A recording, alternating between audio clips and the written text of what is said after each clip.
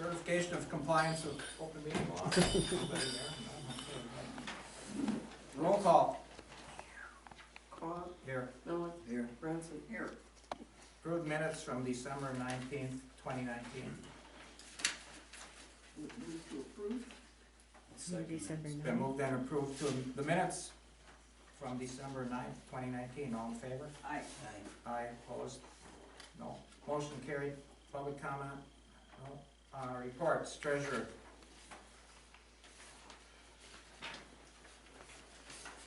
General fund, $59,357.55. Tax account, $1,248,544.04. LGIP general, $107,917.51. LGIP fire EMS, $2.69. Airport, $55,884.19. LGIP airport, 55 cents. Checks written, CenturyLink, $111.17. We Energies Town Hall, $220.21. We Energies Lights, $54 even. Badgerland Disposal, $9,015.78. Lang Enterprise for fire signs, fire sign on Marsh Road, $36.50. Bender Levi Larson Town Legal, $507 even. Jefferson County Highway, Sign and Brine, $2,508.65. CNA's Surety Tax Fund, $100 even. IRS fourth quarter withholding, $757.35. Village of Palmyra Fire, EMS Fire, $25,749.94. Larry Carr, January salary, $369.40. Peggy Miller, January salary, $1,172.37.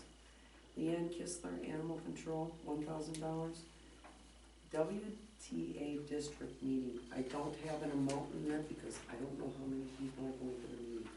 It will be $50 per person. And that's up at Stevens Point? No, that's the one at Whitewater. Oh, at White. And that's the one Larry and I have to go to Yeah. because of the OR. I'll go to that one. So everybody's going? Legal 50.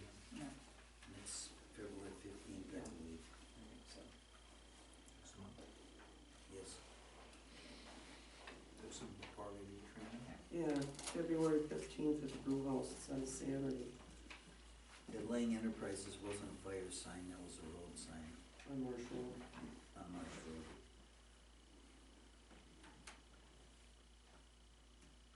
And it's Leanne's name. That's the spelled secret. different. No, It's sign. K-I-S-S-M-E-R, not Kissner. KISS. N-E-R. Well, I misspelled it again on the check, so. She can cash it. She'll cash it. I'll make a motion to approve the treasurer's report as read. Second? It's been moved and seconded to approve the treasurer's report. All in favor? Aye. Aye. Opposed? Motion carried. Emergency management plan, Nothing. fire department. I brought you a brief summary of what our 2019 activity. 2019, we maintained a similar staffing level to what we had in 2018. That's worked well for us. We continue to respond to our calls for service and keep a primary crew available 24/7, 365 through that. Specific to the town, we had 64 requests for service for fire rescue. Of those, 45 of them were EMS only. We had 9 that were fire only, and then 10 that required both fire and EMS. So that would be something like an active fire or a vehicle crash, something like that would get both. So just in general, our system goals continue to be maintaining reliability to our system so that every single time there's a request for primary service, there's somebody that responds to that primary request. Maintaining a system that's sustainable and then maintaining our system quality. Our biggest issue of those three is probably the sustainability because of the need to maintain our personnel and to retain them. We've retained our personnel. I don't know, given the job market that there is right now in public safety, is that something that's realistic to think that we can keep duplicating that again and again and again and again from year to year? Right now, we are adding some part-time public safety officer positions, we're recruiting for that right now. I can tell you that pool thus far, which closes a week from now, is very shallow. But we've also retained all our original group of the full-time staff that we've had now in place for 3 years. This is our first recruitment we've done in 3 years. So, we're definitely beating the odds in that regard, but I don't know that it's realistic to think that we can continue beating the odds like that. So the idea is, let's get part-time staff in place too, in the event we lose one of our full-timers to another agency, we'll have people that are trained and ready to go to maintain that level of service. The other thing we're involved with the shared services study with Jefferson County. I think the town has been involved with some of that maybe too, with sharing certain services. We're involved in the fire and EMS shared services portion of that, because I think that's a road that we need to keep looking at. If there's opportunities to provide a better level of service or be more sustainable through sharing services with some of the surrounding agencies, I think that's really the road we need to be on. And I don't know what that's gonna mean, and I don't know how long it's going to take for that study to be done, because they're just starting to do the preliminary work on it. It might be a couple of years, but I think that's something that we definitely need to be a part of, to make sure that we can sustain what we have. But our system performance is probably at a point now where we might not see any significant improvements in it. And I say that because I don't know that there's much more to improve, is where we're at. Our ambulance response times our average in 2019 was 5 minutes from the time someone called 911 to the time an ambulance got to their call. That's not counting the public safety officer who arrives separately, sometimes 2 to 3 minutes ahead of the ambulance. You can't really improve off of that, there's not much more margin. When the response time was 13 minutes, there was a lot of room for improvement. So, our overall system quality, our EMS calls get reviewed by the medical director, that's all is going well. Several of our calls have been pulled and are being used as training tools for other departments. I think that speaks well to the work that we're doing on the street when that happens. The airplane crash that we had a couple years ago was presented in October at the state trauma conference. So we're being put forth as this is what people should aspire to be. And I think that's where we wanna be. So overall, things are going well. I don't hear complaints at all, so I'm assuming that's good. I haven't heard any complaints either. No, I hear a lot of very positive things. Saturday night, I spent part of Saturday night doing tavern checks, and that's all I heard was, hey, this was so good, that was so great, your guys are so nice, they really did this, somebody did this for me, and so on. And I think that's what we really wanna be. So I'm happy with where we've taken things to, and now it's a matter of sustaining it so that we can keep duplicating it from year to year to year and from day to day to day. But this year's off to a kind of a busy start too, and that's going well, so. Do you receive any funding from the county for making, when you come out in the town? No. Cause I see the squad drive by once a week, every other week, something like that where I live. Not going anywhere, just out there, and They might go and look at things or kind of learn the roads better and things like that, and kind of learn the lay of the land too. Yeah. We do stuff with that, and we have the mapping, we have this satellite images up on the screen in the squad that kind of tracks with us with our GPS and stuff. So that might be part of it too, is just learning having a better idea for when we do get these calls out there, or you get a wildfire and things like that. 'cause I don't know how we would approach it. Our tax dollars go to the county. That's why we have Jefferson County as our main police protection. And frankly, they're not doing a very good job of protecting us out here. I don't know how much protection we need, but for being out here, they're not in this area very much. I will say that, they've had a lot of changes recently within the last year down there in their administrative staff. And we're seeing an improvement in some of those things. Okay. On our end. It's still, I mean, it's still not gonna be unheard of to have a 45-minute response out here for a law enforcement call from the county, just because of the nature of the beast, where they're short-staffed and they might be all over in Jefferson or something, but, this morning, we had a vehicle crash up on County E this morning, and I was there in 3 minutes. We had an ambulance there in 5, and the county got there maybe a few minutes after the ambulance. It wasn't a significantly long time for them to get to that call. Well, last summer, when we were getting ready to submit our form for trying to get some state aid for doing Little Prairie Road, I asked them because they did a traffic count. And the average speed on there, it's a 45-mile-an-hour zone, and the average speed was 55 miles an hour. So I talked to Sheriff Milbroth, and he was gonna put an enhanced enforcement area out there and get back to me, and I still haven't heard from him. Okay, and I don't know anything about that. in Right, you particular, wouldn't. But, But- I do know that we see, just in the last 6 months, I personally have seen deputies more frequently than we had in the past. Okay. And I've, come across them, like, right in the vicinity of the village here, running radar and doing traffic stops and things like that. I mean, that's my own personal experience, and I don't know that that's, Well, I see you more than I see them. well, we stay out and active and stuff too. But yeah, I mean, we also, I mean, the village taxpayers also pay the same mill to the county that the town taxpayers do. And we still run into some stuff. Last night, for instance, we had, a person who was a mental health commitment that the county didn't have anybody to do it, so we ended up doing a transport to Oshkosh. So we're jockeying around getting staff in place so we can do that, rather than the county would normally do that.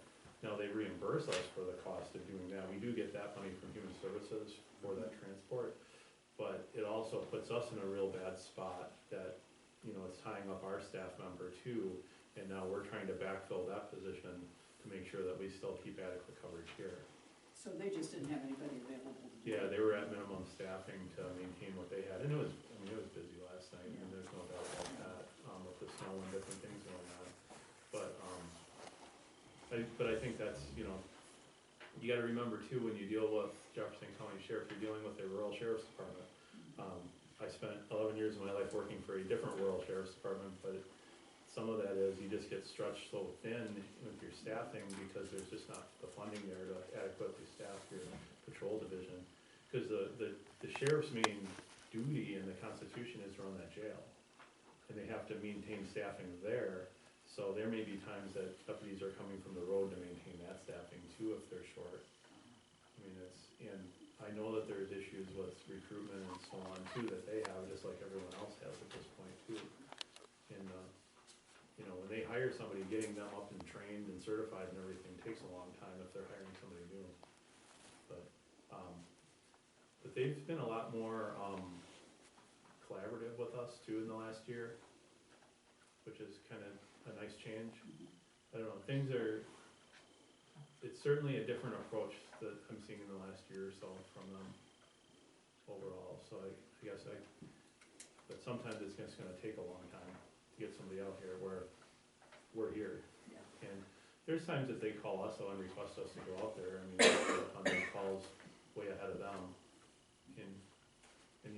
Well, you've seen that, you saw that a couple weeks ago. And they responded pretty quick. Yeah, they were there to that call pretty fast too, they were very far behind us on that call. I usually see them when there's a tree down, but 2 hours later, they get to the. no. They call it them. Well, they didn't have any trouble seeing the car fire. You could see that for a long ways I off. can see that when I came out of the station. But yeah, I think just because of the location here, it's gonna continue to be a problem. I mean, it's probably been a problem for all eternity, and it's gonna continue to be a problem, cause there's not really a good way to solve it. They're based, they have one station they're all coming out of, so think of that as being like the beehive. And when they have shift changes and stuff, people are gonna go in and someone then is gonna come back out, so you're gonna have these couple-hour gaps where people are over in Jefferson and so on. But, yeah, I think overall though, they've been a lot more proactive, and I'm seeing them more. Good. You said you were concerned about losing staff to other municipalities. Is it because of the pay scale, or is it? That's part of it. I think that, you know, other departments offer opportunities that we don't offer. You know, there's only so much I can do on my end to provide them opportunities that no one else can give them. We can work a work schedule that nobody else has. That's, I think, one of the more attractive things about the way we're running the department is that, by working the longer work periods like they do with right now the staff works 48 hours on and 96 off. So they work 2 days, they're off for 4. Nobody else can beat that. There's no police agency in the state that can touch that. That helps them out quite a bit, with their things. But, you know, being able to work in the multiple different roles and switch back and forth between them is not something that they can get everywhere else.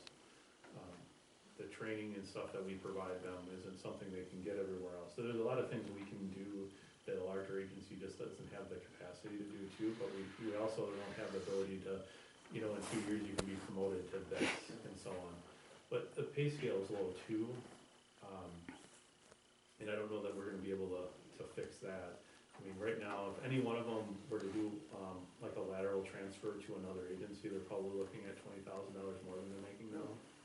It'll be significant. You're seeing a very quick escalation in the, pay rates for experienced officers.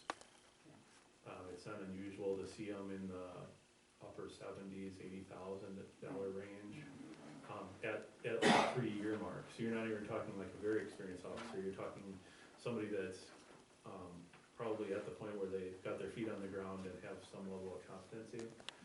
But, yeah, you're seeing that coming out of being right here on the edge of the Milwaukee region, and there's such a shortage of officers for the departments there that you're seeing, like Menominee Falls and, Village of Pewaukee is one that has very high pay scales and so on. They're driving this whole thing up and using that as a means of recruiting experienced staff in.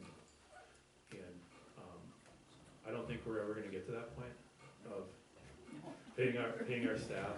I don't think I'll see the day where we're paying entry-level positions $80,000 a year. But it means the base salary for our staff this year is 53, they wanna say, or 54, somewhere in the coming into the mid-50s. Now, they have ability to gain, you know, they work extra shifts and things like that too.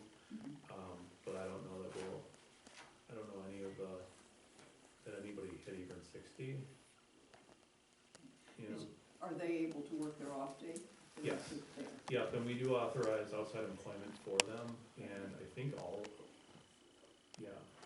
of our staff have outside employment that works well within those 4 days off, which helps us retain them. Sure. The downside to outside employment is that every one of the places that they work keeps trying to recruit them to come work full time. So, you know, you go work like we have an officer who works part-time for Lake Geneva. Well, Lake Geneva is always hiring police officers, so every time they have an opening, they come and talk to him, and then he says, no, I wanna work here full time, and that's not a fun job, but, yeah, it's just gonna be, I think it's gonna be a very challenging, environment overall, just because of the nature of the beast right now in public safety, and that there's just, and it's gonna get worse before it gets better. There's not enough academy seats to fill the people that are hiring. Cause you had that big influx of hires that were done in the mid-90s, when, Clinton gave the funding for the 100,000 police officers. Well, now all those people that were hired in that time frame are now hitting retirement. So you're seeing that. At the same time, the state increased the education standards and so on with the academies, so they can't run as many academies as they used to around the state, because it's now longer. It went from 520 hours a few years ago to 720. While there's not the ability to, it basically lets them run 2 a year instead of 3 at each of the schools. So you're seeing this, kind of the perfect storm to create a shortage.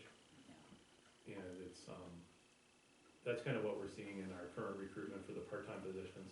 Because those positions, traditionally, departments would pay, you know, a part-time position, you're paying at $15 an hour maybe. This one we set at 22. you know, so it's not too far behind what our full-timers are making per hour, but I think that's where we have to be if we're gonna have any kind of hope to get people in. And right now, I've got 8 applicants with a week left, so I'll probably, you know, if we can get over 10, I think I should be happy with that. 3 years ago, when we recruited for our current full-time staff, we had 50, or 51. 51 is what we ended up with, which was a huge number. That's not typical for current recruitments. But it's also not unusual for departments to not even have applicants. Yeah, That's been I happening heard now. that too, yeah. With some larger departments even, like departments you wouldn't expect to have problems recruiting have had 0 applicants for full-time positions, so, the goal is let's keep who we have. Let's keep it I would think working. so. You know, but there's a lot of time has been spent on creating workplace design. There's a lot of method to the madness that goes on behind the scenes too, that to keep them wanting to come back to work every day. And, I spend a lot of time worrying about that, is how do you create this environment that people wanna come to, and they choose every day to stay here, and when their part-time job offers them the full-time position for more money, they say, no, I'm staying there. And so far, we're successful, but I just don't, I don't think that that's realistic with the current environment, that we'll be able to keep everybody. In 10 years from now, we'll say, wow, look at this, we've maintained our full-timers for 10 years. I don't think that's the position that we're in right now. So we'll have to, probably their contract expires at the end of this year, their union contract. We'll probably have to look at pay scales again as part of that negotiation this year. Look at retirement stuff as part of that, and things like that, to try to bring that up some, so there doesn't, at some point, if you have a $40,000 disparity or something, it's gonna be Yeah. rather gonna convincing tip that they the should go scale. somewhere else, but, Sure. so. Thank you. Thank you. Airport? Blue Spring Lake? Not much, no. I think one of the big issues out there is the fire signs that are faded on the south side. A lot of them that face north and south, it seems like the south side is faded, so I will try to get that all finished up and get it to Ed so he knows what to order for signs, and so we can get them to change this spring. It's reasonable. Is it? We're talking, how many signs? I have 20 or 30, At least. yeah. 20 just around the lake, and then Yeah, there's there's some some around. other ones Yeah, too. right. Have a good job in the spring. And I think, what did they tell us it was, $18 a piece when you ordered 25 or more? I think 25. Yeah, I think that's what you said, that's just the sign. It's just the sign. Change them on the post or Yeah, most post days, stays. yeah. Building inspector? David and Ashley Sincula, they're putting up a pole barn. They're in County H. It says no business, not habitable, no bathroom. It's 12 by 80 square feet. It's for animals and hay storage. And Lisa, I don't know, is the G part of her name? It It's could not be printed. GDANIC. Jadidic. Didadic? Is that you? David knows who it is. Okay. They're putting up an attached garage.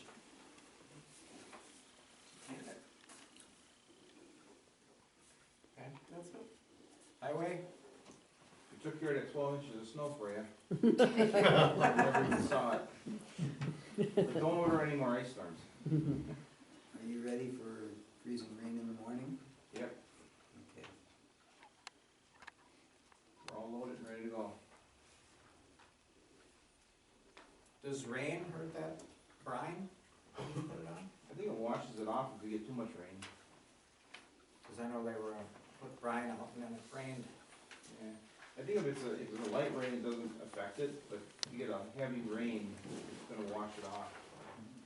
And I know you can't really put it out when it's actually raining. So it doesn't have time to set, it just kinda hits and just runs off with the rain. So use it right away.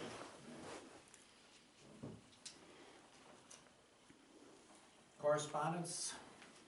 Well, that was just the WTA meeting. New business, discussion, possible action to consider a resolution at a public hearing to close a portion of Low End Road starting at 640 west of, 640 feet. 640 feet west of B10's Lane to Marsh Road. Okay, we have to set the resolution, or the meeting, a public hearing, at least 30 days. We have to post it at least 30 days prior. Al recommended 40 days. And I suggested we pick a date the end of February, probably a Saturday morning. So we should probably look at that. Should we get a calendar? Well, they all got phones. Yeah.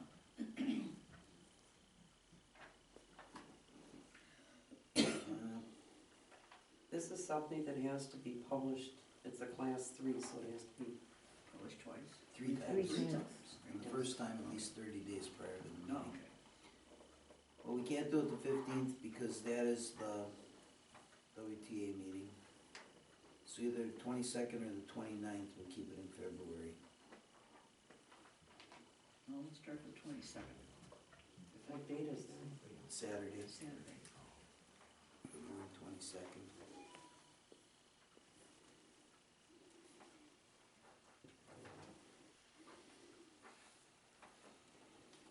And probably 10 o'clock in the morning. Yep. Can we do it here? We're not gonna get a big crowd. Right. The people we have to notice are the landowners through which the highway passes, owners of all lands abutting the highway, which are the same as the landowners in this case, the DNR, the County Land Conservation Committee, the Secretary of the DOT if Lowland Drive is within a quarter mile of a state trunk highway or connecting highway. I think it's right around a quarter of a mile from 50 times. So we could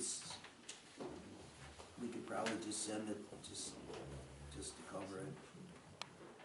And the Commissioner of Railroads.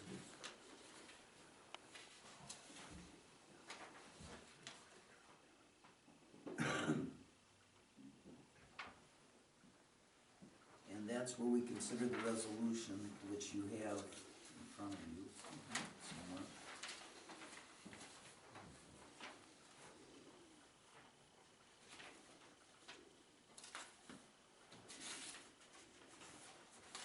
And I will send this to the railroad also, so they can look at it if this covers what they want. But this is pretty much, well, they're not gonna remove or dispose of the at-grade crossing surface. Or maybe they are, extending 4 feet to the northwest, southeast from the center line of the railroad crossing. So, yeah, so the only thing they're removing is this stuff right around Is the it. blacktop on either side of it? Yep, Yeah. because the road's gonna stay in there. Mhm. So they'll do 4 feet either side of that? Yeah, Remove the pavement. So the advanced warning signs are just those things notifying you that there's, yeah, they're gonna be gone, yeah. and there won't be any signs. They are going to install beam guards to block the road. And we'll have to put up signs saying dead end, right? Right. Or no outlet, or whatever. And I have a list of stuff I'll get together with Tyson and have him make. Yeah. We're not closing the road that day anyway. Right. So, but I don't know how long it's gonna take to get the signs made up. Yeah.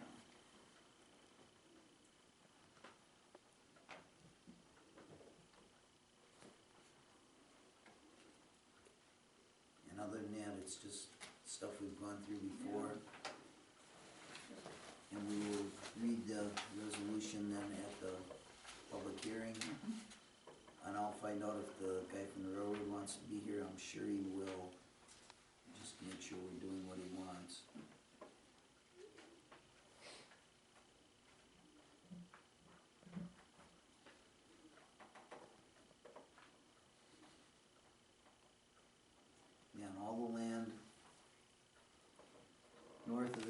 tracks is,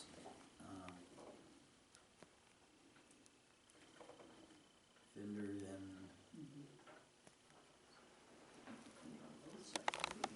no, England Pros? Ingen throws, again, Same thing, yeah.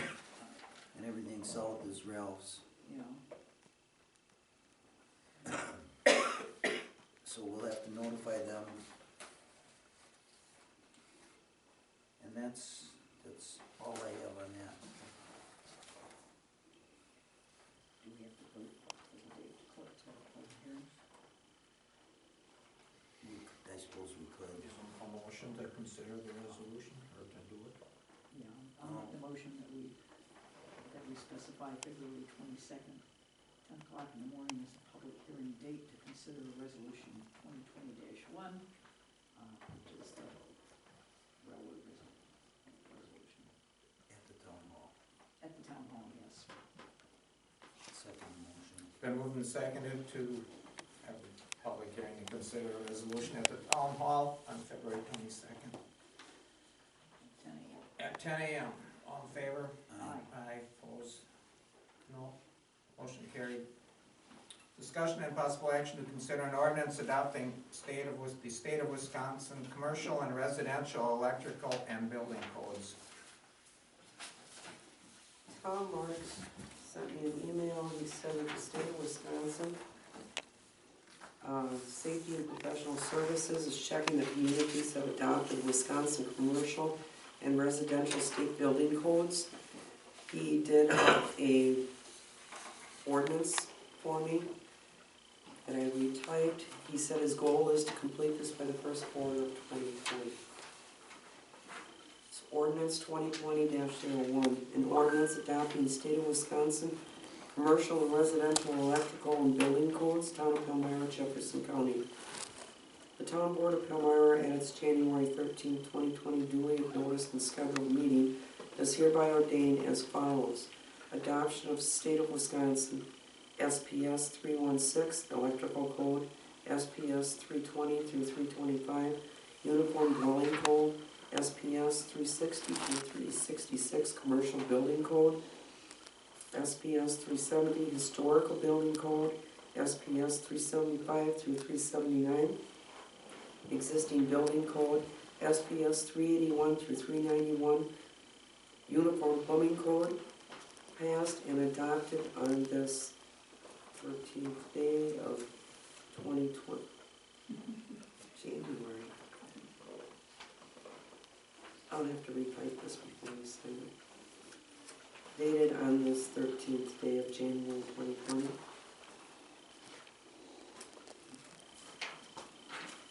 We'll make a motion to accept it. I'll make a motion to accept the ordinance 2020-01. I'll second that. It's been moved and seconded to adopt ordinance 2021, which is adopting the state of Wisconsin commercial and residential electrical and building codes. All in favor? Aye. Aye. Opposed? No. Motion carried. Does this one have to be posted too, or published? Not published, no, it's posted.